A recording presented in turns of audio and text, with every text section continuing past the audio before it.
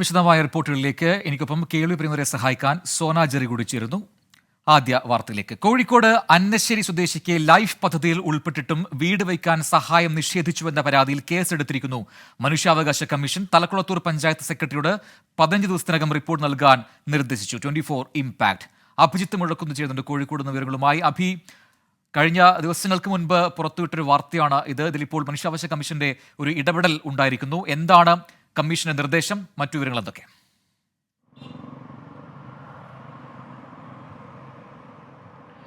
പ്രജിൻ, അന്നശ്ശേരി സ്വദേശിയായ ബാബുവും ഭാര്യയും 2 പെൺമക്കളും അടങ്ങുന്ന കുടുംബത്തിൻ്റെ സ്ഥിതി വളരെ ദയനീയമാണ്. ടാർപോളിൻ വലിച്ചു കെട്ടിയ ഒരു ഒറ്റമുറി വീട്ടിലാണ് കഴിഞ്ഞ 8 വർഷമായി ഇവരുടെ താമസം. മഴ പെയ്താൽ അവർ അനുഭവിക്കുന്ന ദുരിതമൊക്കെ തന്നെ 24 പുറത്തു കൊണ്ടുവന്നിരുന്നു, വാർത്തയാക്കിയിരുന്നു. അവർക്ക് ലൈഫ് പദ്ധതിയിൽ ഉൾപ്പെട്ടിട്ടും ധനസഹായം നിഷേധിച്ചു എന്നുള്ളതായിരുന്നു പരാതി. പ്രധാനപ്പെട്ട കാരണം ഈ തീരദേശ പരിപാലന ചട്ടമാണ്. അവരുടെ വീടിന് സമീപത്തൊരു പുഴയുണ്ട്. ഈ പുഴ 82 മീറ്ററിനുള്ളിലാണെന്നും അതിനാൽ തന്നെ വീട് വയ്ക്കാനുള്ള അല്ലെങ്കിൽ വീടിൻ്റെ നിർമ്മാണ പ്രവർത്തനങ്ങൾക്കുള്ള അനുമതി നൽകാൻ സാധിക്കില്ല എന്നുള്ളതുമായിരുന്നു അധികൃതരുടെ മറുപടി. അതിനാൽ തന്നെ അവർക്ക് ഈ വീട് വയ്ക്കുന്നതടക്കമുള്ള കാര്യങ്ങളുമായി മുന്നോട്ട് പോകുന്നതിലൊരു തടസ്സവും ഉണ്ടായിരുന്നു. ബാബുരാജ് പറയുന്നതനുസരിച്ച് അദ്ദേഹത്തിൻ്റെ വീടും ഈ പുഴയും തമ്മിലുള്ള അകലം 110 മീറ്ററാണ്. അതിനാൽ തന്നെ ഈ ചട്ടത്തിൻ്റെ പുറത്താണ് ഈ വീട് വരുന്നതെന്നും അതിനാൽ തനിക്ക് ഇത്തരത്തിലുള്ളൊരു സാങ്കേതിക പ്രശ്നങ്ങൾ നേരിടേണ്ട കാര്യമില്ല എന്നുള്ളതുമായിരുന്നു ബാബുരാജിൻ്റെ ഒരു വാദം അല്ലെങ്കിൽ അദ്ദേഹത്തിൻ്റെ ഒരു മറുപടി. ഏതായാലും ഇക്കാര്യത്തിലാണ് ഇപ്പോൾ മനുഷ്യാവകാശ കമ്മീഷൻ ഇടപെട്ടിരിക്കുന്നത്. തലക്കുളത്തൂർ പഞ്ചായത്ത് സെക്രട്ടറിയോട് 15 ദിവസത്തിനകം ഇക്കാര്യത്തിൽ ഒരു റിപ്പോർട്ട് സമർപ്പിക്കാൻ മനുഷ്യാവകാശ കമ്മീഷൻ ആവശ്യപ്പെട്ടിട്ടുണ്ട്. മനുഷ്യാവകാശ കമ്മീഷൻ കേസെടുത്തിട്ടുണ്ട്. അടുത്ത മാസം 24-ന് നടക്കുന്ന സിറ്റിംഗിൽ ഈ ഒരു കേസ് മനുഷ്യാവകാശ കമ്മീഷൻ പരിഗണിക്കുകയും ചെയ്യും. പ്രജിത്ത്. ശരി, അഭിജിത്ത് മുഴക്കുന്നാണ് വിശദാംശങ്ങൾ നൽകിയത്. ഇടുക്കിയിലെ പട്ടയ വിതരണത്തിന് സ്പെഷ്യൽ ഓഫീസറെ നിയമിക്കാൻ ഹൈക്കോടതിയുടെ ഇടക്കാല ഉത്തരവ്. പട്ടയത്തിന്റെ ആധികാരികത സ്പെഷ്യൽ ഓഫീസർ പരിശോധിച്ച് ഉറപ്പുവരുത്തണം. മൂന്നാർ ഉൾപ്പെടെ 15 പഞ്ചായത്തുകളിൽ നിർമ്മാണങ്ങൾ നിയന്ത്രിക്കാൻ നിർദ്ദേശമുണ്ട്. അനധികൃത നിർമ്മാണം തടയാനുള്ള മുൻ ഉത്തരവുകൾ പാലിക്കത്തിൽ സർക്കാരിനോട് കോടതി വിശദീകരണം തേടുകയും ചെയ്തു. എസ് ശ്രീകാന്താണ് കൊച്ചിയിൽ നിന്ന് വാർത്തയുടെ വിശദാംശങ്ങൾ വായിച്ചിരുന്നത്. ശ്രീകാന്ത്, ഇപ്പോൾ ഇങ്ങനൊരു നിരീക്ഷണം ഒപ്പം നിർദ്ദേശം, അതിന്റെ സാഹചര്യം എന്താണ്? കോടതിയിൽ എന്തൊക്കെ കാര്യങ്ങൾ നേരത്തെ ബോധിപ്പിക്കപ്പെട്ടിട്ടുണ്ട്? എന്താണ് കോടതി പറഞ്ഞത്? മൂന്നാർ കേസുമായി ബന്ധപ്പെട്ട് ഡിവിഷൻ ബെഞ്ചിന്റെ ഭാഗത്തു നിന്നാണ് ഇങ്ങനെ ഒരു ഉത്തരവുണ്ടായത്. ജസ്റ്റിസ് മുഹമ്മദ് മുഷ്താഖ്, എസ് മനു എന്നിവരുൾപ്പെട്ട ഡിവിഷൻ ബെഞ്ചാണ് കേസ് പരിഗണിച്ചത്. ഇടുക്കിയിലെ പട്ടയ വിതരണം, വ്യാജ പട്ടയം തുടങ്ങിയ സംഭവങ്ങൾ, റവന്യൂ രേഖകളിലടക്കം കൃത്രിമം നടത്തിയ കാര്യങ്ങൾ എന്നിവ പരിശോധിക്കാനാണ് സർക്കാർ അടിയന്തരമായി സ്പെഷ്യൽ ഓഫീസറെ നിയമിക്കേണ്ടത്. ജില്ലാ കളക്ടർക്ക് തുല്യമോ അതിനു മുകളിലോ റാങ്കുള്ള ഉദ്യോഗസ്ഥനാകണം സ്പെഷ്യൽ ഓഫീസർ എന്നാണ് കോടതി ഇപ്പോൾ ചൂണ്ടിക്കാണിച്ചിരിക്കുന്നത്. മറ്റൊന്ന്, ഈ മൂന്നാറിലെ അനധികൃത നിർമ്മാണ പ്രവർത്തനങ്ങളുമായി ബന്ധപ്പെട്ടും രൂക്ഷ വിമർശനം കോടതി ഉന്നയിച്ചു. 15 പഞ്ചായത്തുകൾ, അതിൽ മൂന്നാർ ഉൾപ്പെടെ 15 പഞ്ചായത്തുകളിലെ അനധികൃത നിർമ്മാണ പ്രവർത്തനങ്ങൾക്ക് നിയന്ത്രണം കൊണ്ടുവരണമെന്നും കോടതി ഇപ്പോൾ വ്യക്തമാക്കിയിട്ടുണ്ട്. ശരി, എസ് ശ്രീകാന്താണ് വിവരങ്ങൾ നൽകിയത്. കണ്ണൂർ എരഞ്ഞോളിയിലെ സ്റ്റീൽ ബോംബ് സ്ഫോടനത്തിൽ CPIM-നെതിരെ ഗുരുതര ആരോപണവുമായി പ്രദേശവാസിയായ യുവതി. തൊട്ടടുത്ത പറമ്പിൽ നേരത്തെ ബോംബുകൾ കണ്ടെത്തിയപ്പോൾ പാർട്ടിക്കാർ എത്തി അതെടുത്തു മാറ്റി. പോലീസിനെ വിവരം അറിയിച്ചില്ല. പ്രദേശത്ത് സ്ഥിരമായി ബോംബ് നിർമ്മാണം നടക്കുന്നു. ഭയന്നിട്ടാണ് ആരും പ്രതികരിക്കാത്തതെന്നും യുവതി വെളിപ്പെടുത്തി. ഈ വീടിന്റെ പറമ്പത്ത് നിന്ന് 3 ബോംബ് ഇവരെടുത്തോണ്ട് പോയിട്ടുണ്ട്. പോലീസിനൊന്നും ഇവർ പറയാൻ ഞങ്ങളെ ഏൽപ്പിച്ചിട്ടില്ല. ഇവിടെയുള്ള ആൾക്കാർ, പാർട്ടിക്കാർ എടുത്തോണ്ട് പോയിട്ടുണ്ട്. അത് 10-15 വർഷം മുമ്പേ ഞങ്ങളുടെ ഈ വീട് വാടക കൊടുത്തു പോയിട്ടുണ്ട്. അപ്പോഴേ ഇതുണ്ട്. ഇപ്പൊ ഒരാൾ മരിച്ചുകൊണ്ട് ഇത് വെളിയിൽ വന്നു. ഇല്ല, ഇത് പിന്നെ ഇങ്ങനെ തന്നെ നിൽക്കണ്ട. ഇവര് ഹബ്ബാണ് ഇവരുടെ. അത് ഇതിന്റെ അടുത്തായിരുന്നു ഹബ്ബ് ഉണ്ടായിരുന്നത്. ആളൊഴിഞ്ഞ വീടുകളെല്ലാം ഹബ്ബാണ് ഇവരുടെ. പലരും പേടിച്ചിട്ടാണ് പറയുന്നത്. കാരണം ഇവരുടെ വീടുകളിൽ ബോംബെറിയും, ഇല്ലെ വീടുകൾ ജീവിക്കാൻ അനുവദിക്കില്ല. മറ്റൊരു വാർത്തയിലേക്ക്. ജമ്മു കശ്മീരിൽ വീണ്ടും ഏറ്റുമുട്ടൽ. ഹദിപോര മേഖലയിൽ 2 ഭീകരരെ സൈന്യം വധിച്ചു. ഒരു പോലീസുകാരന് പരിക്കേറ്റു. മേഖലയിൽ ഭീകരർക്കായി തെരച്ചിൽ തുടരുകയാണ്. നിതിൻ അംബുജൻ ഡൽഹിയിൽ നിന്ന് നൽകും കൂടുതൽ വിവരങ്ങൾ. നിതിൻ, കുറെ ദിവസങ്ങളായി മേഖലയിൽ ഏറ്റുമുട്ടൽ നടക്കുന്നുണ്ട്. എന്താണ് ഇപ്പോൾ നമുക്ക് ലഭിക്കുന്ന വിവരങ്ങൾ?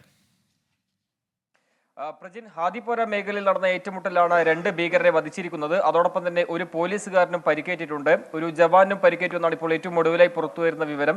എന്തായാലും സൈന്യം ഇത് ഔദ്യോഗികമായി തന്നെ അല്പസമയത്തിനും വിവരങ്ങൾ പങ്കുവയ്ക്കുമെന്ന് മനസ്സിലാക്കുന്നു. ബാരാമുള്ള ജില്ലയിൽ ഇപ്പോൾ ഭീകരവിരുദ്ധ നടപടി ശക്തമാക്കിയിട്ടുണ്ട്. ഇതിന്റെ ഭാഗമായാണ് ഹാദിപോര മേഖലയിൽ ഇന്ന് രാവിലെ തെരച്ചിൽ ആരംഭിച്ചത്. ഈ തെരച്ചിലിടെയാണ് ഭീകരരുമായുള്ള ഏറ്റുമുട്ടൽ ആരംഭിച്ചത്. എന്തായാലും മേഖലയിൽ ഇപ്പോഴും തെരച്ചിൽ തുടരുന്നു എന്നാണ് ഇപ്പോൾ പോലീസ് വ്യക്തമാക്കിയിരിക്കുന്നത്. സംയുക്ത സേനയുടെ ഭാഗത്തുനിന്നാണ് ഇത്തരമൊരു നടപടി ഉണ്ടായിരിക്കുന്നത്.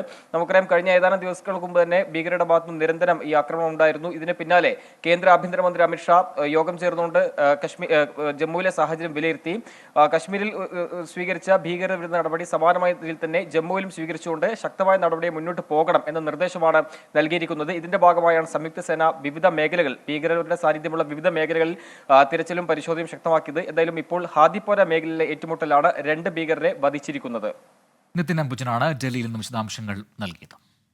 സംസ്ഥാനത്ത് അടുത്ത മാസം 8, 9 തീയതികളിൽ റേഷൻ കട സമരം. വ്യാപാരികൾ പാളയം രക്തസാക്ഷി മണ്ഡപത്തിൽ 48 മണിക്കൂർ പ്രതിഷേധിക്കും. വേതന പാക്കേജ് പരിഷ്കരിക്കണമെന്നതടക്കം പല ആവശ്യങ്ങൾ ഉന്നയിച്ചായിരിക്കും ഈ സമരം. രാഹുൽ സുരേഷ് കോഴിക്കോട് നിന്ന് നൽകും കൂടുതൽ വിവരങ്ങൾ. രാഹുൽ, നേരത്തെയൊക്കെ റേഷൻ കടകളിലെ പോസ്റ്റ് മെഷീനാണ് പണിമുടക്കിയത്. ഇപ്പോൾ വ്യാപാരികൾ പണിമുടക്കാൻ പോകുന്നു. എന്താണ് യഥാർത്ഥത്തിൽ ഇവരുടെ ആവശ്യം? അപ്പോൾ സർക്കാർ എങ്ങനെയാണ് ഈ വിഷയത്തിൽ ഇടപെടുന്നത്?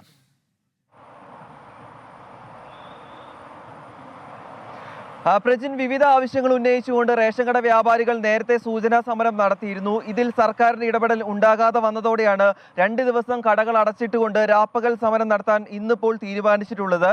ഇന്ന് വിവിധ സംഘടനകളുടെ നേതൃത്വത്തിൽ തിരുവനന്തപുരത്ത് യോഗം ചേർന്നിരുന്നു. ആ യോഗത്തിനൊടുവിലാണ് അടുത്ത മാസം 8, 9 തീയതികളിൽ കടകൾ അടച്ചിട്ടുകൊണ്ട് സമരം ചെയ്യാൻ തീരുമാനിച്ചിട്ടുള്ളത്. അതുമാത്രമല്ല 48 മണിക്കൂർ തിരുവനന്തപുരം പാളയം രക്തസാക്ഷി മണ്ഡപത്തിന് സമീപം രാപ്പകൽ സമരം നടത്താനും ഇപ്പോൾ തീരുമാനമായിട്ടുണ്ട്. പ്രധാനമായും റേഷൻ കട വ്യാപാരികൾ മുന്നോട്ട് വയ്ക്കുന്ന ആവശ്യങ്ങൾ വേതന പാക്കേജ് കാലാനുസൃതമായി പരിഷ്കരിക്കുക, നിയമാവലിയിൽ വ്യാപാരികളുടെ ആവശ്യങ്ങൾ കൂടി അംഗീകരിക്കുക, ക്ഷേമനിധിയിൽ സർക്കാർ വിഹിതം ഉറപ്പാക്കുക തുടങ്ങിയ വിവിധ ആവശ്യങ്ങളാണ് മുന്നോട്ട് വയ്ക്കുന്നത്. അതിന്റെ ഭാഗമായി തന്നെയാണ് 2 ദിവസം കടകൾ അടച്ചിട്ടുകൊണ്ട് പ്രതിഷേധിക്കാൻ നിലവിൽ തീരുമാനമായിട്ടുള്ളത്. പ്രജിൻ, രാഹുൽ സുരേഷാണ് കോഴിക്കോട് നിന്ന് വിശദാംശങ്ങൾ നൽകിയത്. ഇപ്പോൾ കിട്ടിയതിലേക്ക് തിരികെ അടുത്ത വാർത്തയിലേക്ക്. RSS ദേശീയ പരിവാർ യോഗം കേരളത്തിൽ നടത്താൻ തീരുമാനം. ഓഗസ്റ്റ് 31 മുതൽ പാലക്കാട്ടായിരിക്കും യോഗം നടക്കുക. RSS മേധാവി മോഹൻ ഭാഗവതും BJP ദേശീയ അധ്യക്ഷൻ JP നഡ്ഡയും പങ്കെടുക്കും. ദീപക് ധർമ്മടമാണ് കോഴിക്കോട് നിന്ന് വാർത്തയുടെ വിശദാംശങ്ങളുമായി ചേർന്നത്. ദീപക് ധർമ്മടം, ഓഗസ്റ്റ് 31 ഈ യോഗം നടക്കാൻ പോകുന്നത്. ദേശീയ പരിവാർ യോഗം എത്രമാത്രം പ്രധാനപ്പെട്ടതാണ്? രാഷ്ട്രീയമായി അത് എത്രമാത്രം പ്രധാനപ്പെട്ടതാണ് RSSന്? പ്രജിൻ, ഇത് ദേശീയ തലത്തിൽ തന്നെ വളരെ പ്രധാനപ്പെട്ട യോഗമാണ് RSSനെ സംബന്ധിച്ചിടത്തോളം. മാത്രവുമല്ല BJPക്ക് പോലും ദിശാബോധം നൽകുന്ന രീതിയിലുള്ള ചർച്ചകൾ നടക്കുക ഈ യോഗത്തിലാണ്. സാധാരണഗതിയിൽ നാഗ്പൂരിലോ അല്ലെങ്കിൽ ഡൽഹിയിലോ ഒക്കെയാണ് ഈ യോഗം നടക്കാറുള്ളത്. പക്ഷേ ഈ പ്രാവശ്യം, അതായത് RSSനെ സംബന്ധിച്ചിടത്തോളം ഏറ്റവും പ്രധാനപ്പെട്ട യോഗമാണ്. RSSന്റെ നിരവധി പരിവാർ പ്രസ്ഥാനങ്ങൾ, BJP, BMS ഉൾപ്പെടെയുള്ള നിരവധി പരിവാർ പ്രസ്ഥാനങ്ങൾ, ഇവരുടെ എല്ലാം തന്നെ പ്രധാന നേതാക്കൾ പങ്കെടുക്കുന്ന യോഗമാണ്. ഈ യോഗത്തിൽ RSSന്റെ അഖിലേന്ത്യാ നേതാക്കൾ, അതായത് സർസംഘചാലക് RSS മേധാവി ഡോക്ടർ മോഹൻ ഭാഗവത് ഉൾപ്പെടെയുള്ള മുഴുവൻ RSSന്റെ പ്രധാന നേതാക്കളും പങ്കെടുക്കും. ഇതുകൂടാതെ തന്നെ BJPയുടെ പ്രധാന നേതാക്കൾ, BJPയിൽ നിന്ന് നമുക്ക് ലഭ്യമായ വിവരമനുസരിച്ച് JP നദ്ദയും BL സന്തോഷും ഉൾപ്പെടെ പങ്കെടുക്കും. ചിലപ്പോൾ പ്രധാനമന്ത്രിയോ അല്ലെങ്കിൽ പ്രധാനമന്ത്രി നരേന്ദ്രമോദിയോ അല്ലെങ്കിൽ കേന്ദ്ര ആഭ്യന്തരമന്ത്രി അമിത്ഷയോ യോഗത്തിൽ പങ്കെടുക്കുമെന്നുള്ളതാണ് വിവരം ലഭിച്ചിരിക്കുന്നത്. ഏതായാലും ആദ്യമായാണ് കേരളത്തിൽ ഈ നിർണായക യോഗം നടത്താൻ തീരുമാനിച്ചിരിക്കുന്നത്. പാലക്കാടാണ്. ആഗസ്റ്റ് 31 മുതൽ 3 ദിവസം നീണ്ടു നിൽക്കും. വലിയ സുരക്ഷാ ക്രമീകരണങ്ങളോടെ ആയിരിക്കും. കാരണം സെഡ് കാറ്റഗറിയിലുള്ള നിരവധി പേരെത്തുന്നു. ഈ വിവരം സംസ്ഥാന പോലീസിനും ലഭിച്ചിരിക്കുന്നു. ഇത്തരമൊരു യോഗം നടത്തുന്ന കാര്യം എന്നുള്ളതാണ് അറിയാൻ സാധിച്ചത്. സംസ്ഥാന സ്പെഷ്യൽ ബ്രാഞ്ചിനും IBക്കും ലഭിച്ചു. കാരണം നിരവധി VVIPകൾ, സുരക്ഷാ നിയന്ത്രണങ്ങളുള്ള VVIPകൾ എത്താൻ പോകുന്ന ഒരു യോഗമാണ്. രാഷ്ട്രീയമായി ഏറെ പ്രാധാന്യം ഈ യോഗത്തിനുണ്ട്. കാരണം BJP ഈ തെരഞ്ഞെടുപ്പിലുണ്ടായ സെറ്റ് ബാക്കിന് ശേഷം ചില വിമർശനങ്ങൾ ഉയർന്നു വന്നു. ദേശീയ തലത്തിൽ തന്നെ ചില പുനർചിന്തനങ്ങൾ നടത്തേണ്ട കാര്യങ്ങൾ ഉൾപ്പെടെ നയരൂപീകരണത്തിന്റെ ചർച്ചകൾ നടക്കുന്ന ഒരു പ്രധാനപ്പെട്ട യോഗമാണ് പ്രജിൻ ഇത്. ശരി, ദീപക് ധർമ്മടമാണ് വിശദാംശങ്ങൾ നൽകിയത്. തിരുവനന്തപുരം അമ്പൂരിയിൽ ഭർത്താവ് ഭാര്യയെ കുത്തിക്കൊന്നു. അമ്പൂരി മായംകൊല്ലത്ത് വീട്ടിൽ രാജിയാണ് മരിച്ചത്. പ്രതി മനോജ് സെബാസ്റ്റ്യൻ കസ്റ്റഡിയിലായിട്ടുണ്ട്. MG പ്രതീഷ് നൽകും തിരുവനന്തപുരത്തും കൂടുതൽ വിവരങ്ങൾ. പ്രതീഷ്, എന്താണ് ഈ പ്രകോപനമായത്? ഒപ്പം തന്നെ നമുക്ക് ലഭിക്കുന്ന വിവരങ്ങൾ എന്തൊക്കെയാണ്? പ്രജിൻ, നെയ്യാറ്റിങ്കര അമ്പൂരിയിൽ ഇന്ന് ഉച്ചയ്ക്ക് 12:30 കൂടിയാണ് ആക്രമണം നടക്കുന്നത്. നെയ്യാറ്റിങ്കര അമ്പൂരി മായം സ്വദേശിയായ രാജിയാണ് ഭർത്താവ് മനോജ് സെബാസ്റ്റ്യന്റെ ആക്രമണത്തിൽ കൊല്ലപ്പെട്ടത്. ഈ കഴിഞ്ഞ കുറെ നാളുകളായി ഇരുവരും പിരിഞ്ഞു താമസിക്കുകയായിരുന്നു എന്നതാണ് നാട്ടുകാർ നൽകുന്ന വിവരം. ഇന്ന് ആശുപത്രിയിൽ പോയി തിരികെ മടങ്ങും വഴിയാണ് ഈ ഭർത്താവ് ഭാര്യയെ ക്രൂരമായി ആക്രമിക്കുന്നത്. നെഞ്ചത്തും മുഖത്തും കത്തികൊണ്ട് കുത്തി പരിക്കേൽപ്പിക്കുകയായിരുന്നു. തുടർന്ന് കാട്ടാക്കടയിലെ സ്വകാര്യ ആശുപത്രിയിൽ രാജി എത്തിച്ചെങ്കിലും മരണം സംഭവിച്ചു എന്നതാണ് പോലീസും പറയുന്ന കാര്യം. ഈ സംഭവത്തിന് പിന്നാലെ തന്നെ ഭർത്താവ് മനോജ് സെബാസ്റ്റ്യനെ നെയ്യാർഡാം പോലീസ് പിടികൂടിയിട്ടുണ്ട്. നിലവിൽ നെയ്യാർഡാം പോലീസ് സ്റ്റേഷനിലാണ് ഈ പ്രതിയുള്ളത്. വിശദമായി പ്രതിയെ ചോദ്യം ചെയ്ത് വരുന്നുവെന്നാണ് പോലീസ് ഇതിനോടകം തന്നെ അറിയിക്കുന്ന കാര്യം. ഈ തമ്മിലുള്ള അഭിപ്രായ വ്യത്യാസമാണ് ഇത്തരത്തിൽ ക്രൂരമായ ഒരു കൊലപാതകത്തിലേക്ക് നയിച്ചത് എന്നതാണ് പോലീസും നൽകുന്ന പ്രാഥമിക വിവരം. ശരി, MG പ്രതീഷാണ് വിവരങ്ങൾ നൽകിയത്. സംസ്ഥാനത്ത് 3 വർഷത്തിനിടെ 12 പേർ ഗൂണ്ട ആക്രമണത്തിൽ കൊല്ലപ്പെട്ടുവെന്ന് മുഖ്യമന്ത്രി പിണറായി വിജയൻ. 2021 മുതൽ 2024 വരെ 96 ഗൂണ്ട ആക്രമണ കേസുകളാണ് രജിസ്റ്റർ ചെയ്തത്. 96 പ്രതികളെ പിടികൂടിയിട്ടുണ്ടെന്നും മുഖ്യമന്ത്രി നിയമസഭയിൽ വ്യക്തമാക്കി. ഹരികൃഷ്ണൻ നൽകും തിരുവനന്തപുരത്ത് നിന്ന് വിശദാംശങ്ങൾ. ഹരി, പറയൂ. പ്രജൻ, ഈ സംസ്ഥാനത്ത് ഗുണ്ടാക്രമണങ്ങൾ വർദ്ധിക്കുന്നുവെന്ന ആക്ഷേപം കഴിഞ്ഞ കുറെ കാലമായി കേൾക്കുന്ന ഒന്നാണ്. അതായത് ആഭ്യന്തര വകുപ്പിനെ പ്രതിക്കൂട്ടിലാക്കുന്ന സംഭവങ്ങൾ വരെ ഇതുമായി ബന്ധപ്പെട്ട ഉണ്ടായിട്ടുണ്ട്. ഈ പോലീസ് ഉന്നതതല യോഗം പലതവണ വിളിച്ച് മുഖ്യമന്ത്രി തന്നെ ഇത്തരത്തിൽ കർശന നിർദ്ദേശം നൽകിയിട്ടും ഇത്തരത്തിൽ ഗുണ്ടാക്രമണങ്ങൾ വർദ്ധിക്കുന്നു എന്നൊരു ആക്ഷേപം കേൾക്കുന്നുണ്ട്. അത് മാത്രമല്ല, ഈ ലോക്സഭാ തെരഞ്ഞെടുപ്പിൽ പ്രതിപക്ഷം വരെയും അതൊരു ആയുധമാക്കുകയും ചെയ്തു. അതിനിടയിലാണ് ഈ വണ്ടൂർ MLA ആയിട്ടുള്ള AP അനിൽകുമാർ ഇന്ന് സഭയിൽ ഈ ചോദ്യോത്തരവേളയിൽ ഈ സംസ്ഥാനത്തെ ഗുണ്ടാക്രമണങ്ങളുടെ കണക്ക് വ്യക്തമാക്കാൻ ആവശ്യപ്പെട്ടത്. അതിന് മറുപടി എന്നോണം ആഭ്യന്തരമന്ത്രി കൂടിയായിട്ടുള്ള മുഖ്യമന്ത്രി പിണറായി വിജയൻ ഈ കണക്ക് അവതരിപ്പിക്കുകയായിരുന്നു. ഈ 2021-24 കാലഘട്ടത്തിൽ 96 കേസുകൾ ഇതുമായി ബന്ധപ്പെട്ട് രജിസ്റ്റർ ചെയ്തിട്ടുണ്ട്. ഈ കാലഘട്ടത്തിൽ ഗുണ്ടാക്രമണങ്ങളിൽ 12 പേർ കൊല്ലപ്പെട്ടിട്ടുണ്ടെന്നും 104 പേർക്ക് പരിക്കേറ്റിട്ടുണ്ടെന്നും 96 പേർ പ്രതികളെ പിടികൂടിയിട്ടുണ്ടെന്നും മുഖ്യമന്ത്രി സഭയെ അറിയിച്ചിട്ടുണ്ട്. അതിനോടൊപ്പം തന്നെ ഈ ഒന്നാം പിണറായി സർക്കാരിലെ, അതായത് 2016-21 കാലഘട്ടത്തിലെ ഗുണ്ടാക്രമണങ്ങളുടെ കണക്കും ഇതിനോടൊപ്പം അവതരിപ്പിച്ചിട്ടുണ്ട്. അതിൽ 116 കണക്കുകൾ രജിസ്റ്റർ ചെയ്തിട്ടുണ്ടെന്നും 20 പേർ കൊല്ലപ്പെട്ടിട്ടുണ്ടെന്നും 122 പേർക്ക് പരിക്കേറ്റിട്ടുണ്ടെന്നും വ്യക്തമാക്കുന്നുണ്ട്. ഇത് താരതമ്യം ചെയ്യുമ്പോൾ ഈ 2016-21 കണക്കുകളിൽ നിന്ന് താരതമ്യേന കുറവാണ് ഈ അടുത്ത രണ്ടാം പിണറായി സർക്കാരിലെ എന്നുള്ളതാണ് മുഖ്യമന്ത്രി വ്യക്തമാക്കിയിട്ടുള്ള കണക്ക്. ഹരികൃഷ്ണനാണ് വിശദാംശങ്ങൾ നൽകിയത്.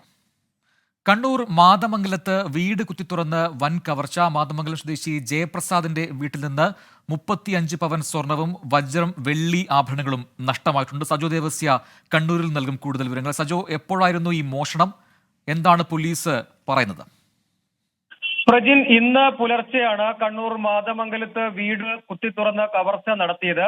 മാതമംഗലം സ്വദേശിയായ ജയപ്രസാദിന്റെ വീട്ടിലാണ് ഈ കവർച്ച നടന്നത്. കുടുംബാംഗങ്ങൾ വീട്ടിലുണ്ടായിരുന്നില്ല. അവർ ചികിത്സാ ആവശ്യത്തിന് വേണ്ടി പുറത്തു പോയതായിരുന്നു. ആ ഘട്ടത്തിലാണ് ഈ മോഷണ സംഘം വീടിന്റെ പിൻഭാഗത്തെ വാതിൽ തകർത്ത് അകത്ത് കടന്നത്. ഇപ്പോൾ നഷ്ടമായിരിക്കുന്നതായി ഈ കുടുംബാംഗങ്ങൾ പറയുന്നത് 35 പവൻ സ്വർണം, ഒപ്പം വജ്രം, വെള്ളി ആഭരണങ്ങൾ എന്നിവയും കവർന്നു എന്നാണ് കുടുംബാംഗങ്ങൾ പറയുന്നത്. പെരിങ്ങോം പോലീസ് കേസെടുത്ത് അന്വേഷണം ആരംഭിച്ചിട്ടുണ്ട്. സമീപത്തെ CCTV ദൃശ്യങ്ങളൊക്കെ ശേഖരിക്കാനുള്ള ശ്രമവും നടക്കുന്നുണ്ട്. വലിയ മൂല്യമുള്ള ആഭരണങ്ങളാണ് ഇപ്പോൾ നഷ്ടമായിരിക്കുന്നത്. ഈ പ്രദേശത്തെക്കുറിച്ച്, മേഖലയെക്കുറിച്ച് കൃത്യമായി സ്റ്റഡി ചെയ്ത് വീട്ടിൽ ആളില്ല എന്ന് മനസ്സിലാക്കിയാണ് ഈ സമയത്ത് പുലർച്ചയോടുകൂടി ഈ സ്ഥലത്തെത്തി ഈ കവർച്ച നടത്തിയിട്ടുള്ളത്. സംബന്ധിച്ച് വിശദമായ അന്വേഷണത്തിലേക്ക് കടന്നു എന്നാണ് പോലീസ് പറയുന്നത്. മറ്റു സൂചനകൾ ഈ മോഷണ സംഘത്തെക്കുറിച്ച് ലഭ്യമായിട്ടില്ല. പക്ഷേ വിപുലമായ അന്വേഷണത്തിലേക്ക് കടന്നു എന്നാണ് പോലീസ് പറയുന്നത്. വലിയ മൂല്യമുള്ള ആഭരണങ്ങളും കവർന്നിട്ടുള്ളത്. സ്വർണ്ണാഭരണങ്ങൾ, അതായത് വീടിനകത്ത് ഷെൽഫിൽ സൂക്ഷിച്ചിരുന്നത് ഷെൽഫ് കുത്തി തുറന്ന് ഷെൽഫിലെ മറ്റ് തുണിത്തരങ്ങളൊക്കെ വലിച്ചു പുറത്തിട്ടതിന് ശേഷമാണ് ഈ മോഷണം നടന്നിരിക്കുന്നത്. വിപുലമായ ആസൂത്രണമുണ്ട് എന്ന കാര്യം വ്യക്തമാണ്. പെരിങ്ങോം പോലീസ് ഏതായാലും അന്വേഷണം ആരംഭിച്ചിട്ടുണ്ട്. സജോ, തുടരുക. മറ്റൊരു വാർത്ത കൂടി ഇപ്പോൾ കണ്ണൂരിൽ നിന്ന് വരുന്നുണ്ട്. കണ്ണൂർ എരഞ്ഞോളി ബോംബ് സ്ഫോടനത്തിൽ വിവാദ പരാമർശവുമായി KPCC അധ്യക്ഷൻ K. സുധാകരൻ. സ്ഫോടനത്തിൽ മരിച്ചത് വൃദ്ധനല്ലേ, യുവാവല്ലല്ലോ. കണ്ണൂരിൽ ഇനിയും ബോംബ് പൊട്ടാനുണ്ട്, എന്നിട്ട് പറയാമെന്നും K. സുധാകരൻ പറഞ്ഞു. ബോംബ് ഇനിയും പൊട്ടാനുണ്ട്, പൊട്ടി കുറച്ച് കഴിയട്ടെ, എന്നിട്ട് ഞാൻ നിങ്ങളെ കാണാം. ആ ശരി, വൃദ്ധനല്ലേ മരിച്ചത്, ചെറുപ്പക്കാരനല്ലല്ലോ. അതൊക്കെ പറഞ്ഞുതരാന്ന് കുറച്ച് ഇരിക്കും നിങ്ങൾ. സജോ, എന്താണ്, എവിടെയാണ് ഈ ഒരു പ്രതികരണം ഉണ്ടായത്? എന്താണ് സുധാകരൻ ഉദ്ദേശിച്ചത്? അത്തരം വിവരങ്ങൾ എന്തെങ്കിലും ഉണ്ടോ? പ്രജിൻ, കണ്ണൂർ DCC ഓഫീസിൽ ലൈബ്രറി, അവിടെ വിപുലീകരിച്ച ലൈബ്രറിയുടെ ഉദ്ഘാടന ചടങ്ങിന് വേണ്ടിയാണ് KPCC അധ്യക്ഷൻ K. സുധാകരൻ എത്തിയത്. കഥാകാരൻ T. പത്മനാഭൻ അടക്കം പങ്കെടുക്കുന്ന ലൈബ്രറി ഉദ്ഘാടന പരിപാടിയാണ്. അതിനുവേണ്ടി എത്തിയ ഘട്ടത്തിലാണ് അദ്ദേഹത്തിന്റെ ഈ പ്രതികരണം ഉണ്ടായത്. അത് പക്ഷേ KPCC അധ്യക്ഷ പദവിയിൽ ഇരിക്കുന്ന ഒരു രാഷ്ട്രീയ നേതാവ് എന്ന നിലയ്ക്ക് ഉചിതമായ പരാമർശമാണോ എന്നതൊരു പ്രധാനപ്പെട്ട ചോദ്യമാണ്. അദ്ദേഹം അത് സംബന്ധിച്ചുള്ള ചോദ്യങ്ങൾക്കാണ് അദ്ദേഹം ഇത്തരത്തിലുള്ള പ്രതികരണം നടത്തിയത്. കണ്ണൂരിൽ ഇനിയും ബോംബ് പൊട്ടാനുണ്ട്, എന്നിട്ട് പറയാം, ചെറുപ്പക്കാരനല്ലല്ലോ, വൃദ്ധനല്ലേ മരിച്ചത് എന്ന നിലയ്ക്ക് ലഘൂകരിക്കുകയും ഒക്കെയാണ് അദ്ദേഹം ചെയ്യുന്നത്. എന്തുകൊണ്ടാണ് അദ്ദേഹത്തിന്റെ ഭാഗത്തു നിന്ന് ഈ രൂപത്തിലുള്ള ഒരു പ്രതികരണം വന്നത്? നിരുത്തരവാദമായ പരാമർശം അദ്ദേഹം ഇത്തരം ഒരു പ്രധാനപ്പെട്ട നേതാവ് എന്ന നിലയ്ക്ക്, കണ്ണൂരിന്റെ രാഷ്ട്രീയത്തെക്കുറിച്ച് നല്ല ബോധ്യമുള്ള ആളെന്ന നിലയ്ക്ക്, ഒപ്പം മുതിർന്ന നേതാവും പ്രധാനപ്പെട്ട ഒരു പദവിയും ചുമതലയും വഹിക്കുന്ന ആളെന്നുള്ള നിലയ്ക്കും എന്തുകൊണ്ടാണ് അദ്ദേഹത്തിന്റെ ഭാഗത്തു നിന്ന് അങ്ങനെ ഒരു പരാമർശം ഉണ്ടായത് എന്ന കാര്യത്തിൽ വ്യക്തതയൊന്നുമില്ല. എങ്കിലും ആ പരാമർശം ഉചിതമായില്ല. അങ്ങനെ ഒരു പ്രതികരണമാണ് അദ്ദേഹത്തിന്റെ ഭാഗത്തു നിന്ന് ഈ വിഷയത്തെക്കുറിച്ചുള്ള ചോദ്യങ്ങളോടുള്ള അദ്ദേഹത്തിന്റെ പ്രതികരണം ഇങ്ങനെയാണ് ഉണ്ടായത്.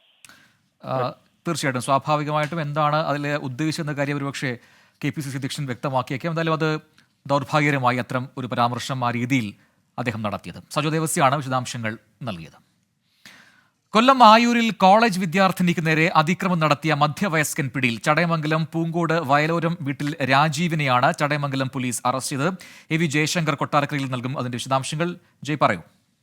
കഴിഞ്ഞ ദിവസം വൈകുന്നേരമാണ് ഇത്തരത്തിൽ ആയൂർ ടൗണിലൂടെ നടന്നു പോകുന്ന പെൺകുട്ടിക്ക് നേരെ, കോളേജ് വിദ്യാർത്ഥിനിക്ക് നേരെ അതിക്രമം ഉണ്ടാകുന്നത്. ഈ ഫുട്പാത്തിലൂടെ നടന്നു പോകുന്നതിനിടെ ഈ രാജീവ പെൺകുട്ടിയെ കടന്നു പിടിക്കുകയും മോശമായി പെരുമാറുകയുമാണ് ചെയ്തത്. ഈ സംഭവവുമായി ബന്ധപ്പെട്ടാണ് നിലവിൽ പോലീസ് ഈ ചടയമംഗലം സ്വദേശി രാജീവിനെ നിലവിൽ കസ്റ്റഡിയിലെടുത്തിരിക്കുന്നത്. ഇയാളാണ് കഴിഞ്ഞ ദിവസം ഈ സംഭവം നടത്തിയെന്നാണ് പോലീസ് പറയുന്നത്. CCTV ദൃശ്യങ്ങൾ ഉൾപ്പെടെ പരിശോധിച്ച ശേഷമാണ് ഇയാളെ പോലീസ് അറസ്റ്റ് ചെയ്തിരിക്കുന്നത്. സമാനമായി ഒരു മാസം മുമ്പും ഈ ടൗണിൽ ഇതേ പരിസരത്ത് വെച്ച് ആയൂരിൽ മറ്റൊരു സ്ത്രീക്ക് നേരെയും അതിക്രമം ഉണ്ടായിരുന്നു. ആ ഘട്ടത്തിലും പോലീസ് ആ പ്രതിയെ പിടികൂടിയിരുന്നു.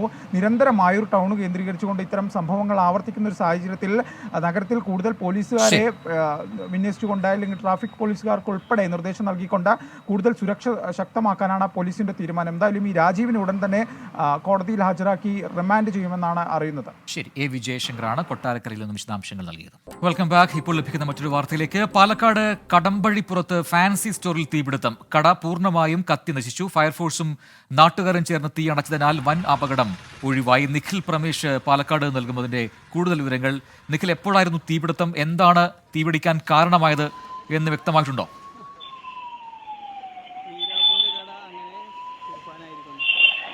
പ്രജിൻ, പാലക്കാട് കടമ്പഴിപ്പുറത്തെ അല്പസമയം മുൻപാണ് തീപിടുത്തം ഉണ്ടായത്. ഫാൻസി സ്റ്റോറിലാണ് ആദ്യം തീ പിടിച്ചത്. ഇതൊരു ഒരുപാട് കടകളുള്ള ഒരു കെട്ടിടമാണ്. വലിയ ജുമാ മസ്ജിദിന് സമീപത്തുള്ള ഫയാ സ്റ്റോറിനാണ് തീ പിടിച്ചത്. ഫാൻസി ഫുഡ്വെയർ, കൂൾ ബാർ എന്നിവ ഉൾപ്പെടുന്ന ഫയാ സ്റ്റോർ പൂർണ്ണമായും കത്തി നശിച്ചിട്ടുണ്ട്. കടമ്പഴിപ്പുറം സ്വദേശി ഒട്ടുപാറ വീരൻകുട്ടിയുടെ ഉടമസ്ഥതയിലുള്ളതാണ് ഈ കട. തൊട്ടടുത്ത കടകളിലേക്ക് തീ പടരും മുൻപ് ഫയർഫോഴ്സും നാട്ടുകാരും ചേർന്ന് തീ അണച്ചതിനാൽ വൻ അപകടമാണ് ഒഴിവായത്. തീ പടർന്നു പിടിക്കുന്നത് ആദ്യം ഒരു കടയിലെ ജീവനക്കാരാണ് കണ്ടത്. അവർ ഉടനെ തന്നെ നാട്ടുകാരുടെ സഹായത്തോടു കൂടി തീ അണയ്ക്കാൻ ശ്രമിക്കുകയും തുടർന്ന് ഫയർഫോഴ്സിനെ വിവരമറിയിക്കുകയും ചെയ്തു. ഫയർഫോഴ്സിന്റെ യൂണിറ്റ് എത്തിയ ശേഷമാണ് തീ പൂർണ്ണമായി നിയന്ത്രണ വിധേയമാക്കിയത്. ഇപ്പോൾ തീ പൂർണ്ണമായി നിയന്ത്രണ വിധേയമാക്കിയിട്ടുണ്ട്. അപകട സാധ്യത ഒന്നും തന്നെയില്ല. എന്താണ് തീപിടുത്തത്തിന്റെ യഥാർത്ഥ കാരണം എന്നുള്ളത് ഫയർഫോഴ്സ് അന്വേഷിച്ചു പോരുകയാണ്. ശരി, നിഖിൽ പ്രമേഷാണ് വിവരങ്ങൾ നൽകിയത്. കരിപ്പൂർ വിമാനത്താവളത്തിൽ ഹൈബ്രിഡ് കഞ്ചാവുമായി 2 പേർ പിടിയിൽ. കണ്ണൂർ സ്വദേശികളെയാണ് പോലീസ് പിടികൂടിയത്. ഇവരിൽ നിന്ന് കണ്ടെടുത്ത ലഹരി വസ്തുവിന് വിപണിയിൽ 45 ലക്ഷം രൂപ വില വരും. ഷഹദ് റഹ്മാൻ മലപ്പുറത്ത് നൽകുന്നതിന്റെ വിവരങ്ങൾ. ഷഹദ്, വിശദാംശങ്ങൾ എന്താണ്?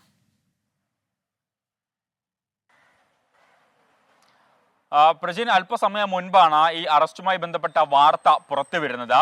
അതായത് സാധാരണ നമ്മൾ കേട്ടുകേൾവി ഇല്ലാത്ത, അല്ലെങ്കിൽ നമുക്ക് പരിചയമില്ലാത്ത ഒരു വസ്തു, അതായത് ഹൈബ്രിഡ് കഞ്ചാവ് എന്ന പേരിലാണ് ഇത്തരത്തിൽ ഈ വിൽപ്പന നടത്താൻ ഈ പ്രതികൾ ശ്രമിച്ചിട്ടുണ്ടായിരുന്നത്. 2 യുവാക്കളാണ് ഇതുമായി ബന്ധപ്പെട്ട് പിടിയിലായിട്ടുള്ളത്. കണ്ണൂർ 5-ാം പീടിക സ്വദേശി റിയാസ്, അതുപോലെ തന്നെ കണ്ണൂർ പിണറായി സ്വദേശി റമീസ് എന്നിവരാണ് പിടിയിലായത്. ഇത് വിദേശത്തേക്ക് കടത്താൻ വേണ്ടി ശ്രമിക്കുകയായിരുന്നു. ഈ സമയത്ത് പോലീസിന് ലഭിച്ച രഹസ്യ വിവരമാണ്. ഈ രഹസ്യ വിവരത്തിന്റെ അടിസ്ഥാനത്തിൽ ഈ ഹോട്ടൽ മുറിയിൽ നടത്തിയ പരിശോധനയിലാണ് ഇത്രയും വലിയ ഒരു കഞ്ചാവ് ശേഖരം, അല്ലെങ്കിൽ ഹൈബ്രിഡ് കഞ്ചാവ് ശേഖരം പിടികൂടുന്നത്. നമുക്ക് ലഭ്യമാകുന്ന വിവരം അനുസരിച്ച് സമാനമായ രീതിയിൽ ഇത്തരത്തിൽ ഈ ഹൈബ്രിഡ് കഞ്ചാവ് വിദേശത്തേക്ക് കടത്താൻ ശ്രമിക്കുകയും ഒപ്പം തന്നെ വിദേശത്ത് വെച്ച് പിടികൂടുകയും ചെയ്ത പശ്ചാത്തലത്തിൽ നിരവധി ആളുകൾ ഇതുമായി ബന്ധപ്പെട്ട് വിദേശങ്ങളിൽ, അതായത് പ്രത്യേകിച്ച് ദുബായ് ഉൾപ്പെടെയുള്ള സ്ഥലങ്ങളിൽ ജയിലിൽ കഴിയുന്നുണ്ട് എന്നുള്ളൊരു വിവരമാണ് നമുക്ക് ലഭ്യമായിട്ടുള്ളത്. കാരണം ഇവരെ ചോദ്യം ചെയ്തതിൽ നിന്നാണ് ഇത്തരം കാര്യങ്ങൾ മനസ്സിലാകുന്നത് എന്നാണ് ഇപ്പോൾ പോലീസ് അറിയിച്ചിട്ടുള്ളത്. ഇതുമായി ബന്ധപ്പെട്ട് കൂടുതൽ അന്വേഷണങ്ങളിലേക്ക് അന്വേഷണ ഉദ്യോഗസ്ഥർ കടന്നിട്ടുണ്ട്. ഷഹദ് റഹ്മാനാണ് വിശദാംശങ്ങൾ നൽകിയത്. ഇതോടെ ഇപ്പോൾ കിട്ടിയത് പൂർത്തിയാവുന്നു.